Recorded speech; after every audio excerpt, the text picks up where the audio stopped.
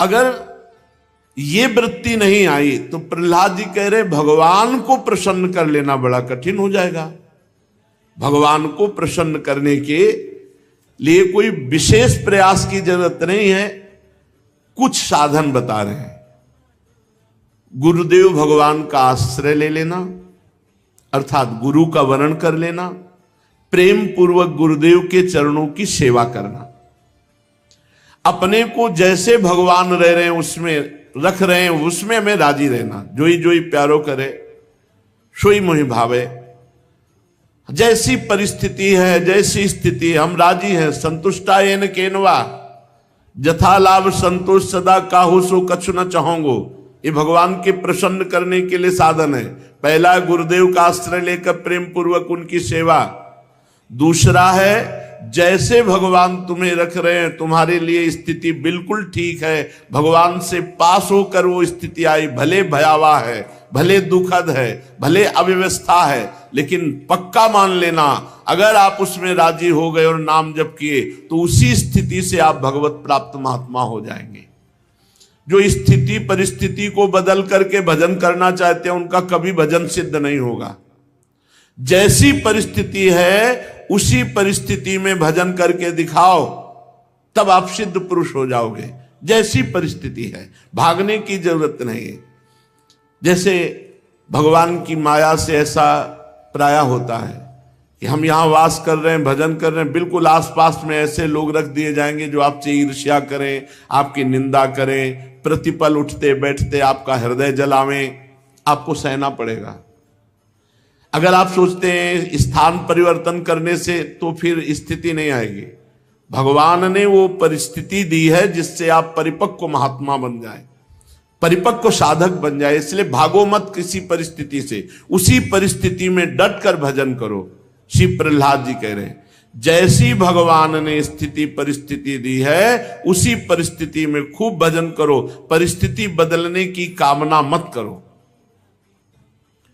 और भगवान की शरण में होकर भगवान की खूब चर्चा सुनो।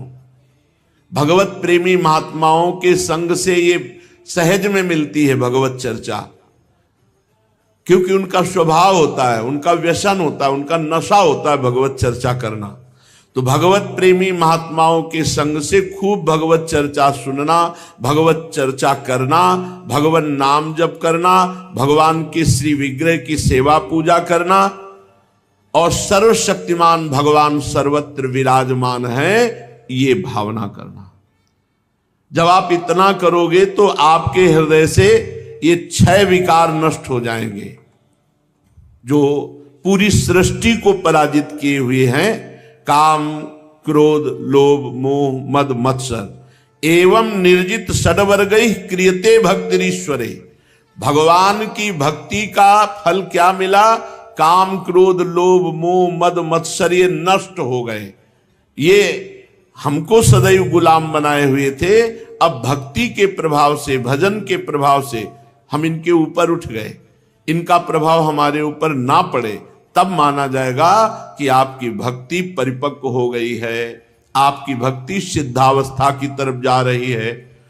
तो जब भक्ति करते हुए षड विकार भस्म हो जाते हैं तो सारे के सारे कर्म जो हमें बार बार जन्म मरण चक्र में फंसाने वाले थे वो भस्म हो जाते हैं। जब कोई इस तरह की भक्ति करता है तो उसकी स्थिति बदलती है। स्थिति में वो यदाति हर्षोत पुलकासु गदगदम प्रोत्कंठ उद्गायति रोति नृत्यति। वो कभी कभी भगवान के चिंतन में इतना आनंदित हो जाता है कि नाचने लगता है। यदाति हर्षोत पुलकित तो हो गया, अश्रु बह रहे, कुछ बोला नहीं जा रहा। यदाति हर्षोत पुलकासु गदगदम प्रोत्कंठ उद्गायति रोति नृत्यम। कभी बोलते ही नहीं बन रहा, कंठ अवरुद्ध हो गया आंसुओं से, कपोल भींज रहे, रोमांच हो गया। कभी वो रोती बहुत जोर जोर से रो रहा है, कभी उद्गायति कभी भगवान के गीत गा रहा है, और कभी नृत्यति कभी नाच रहा है। यदा ग्रहग्रस्त इव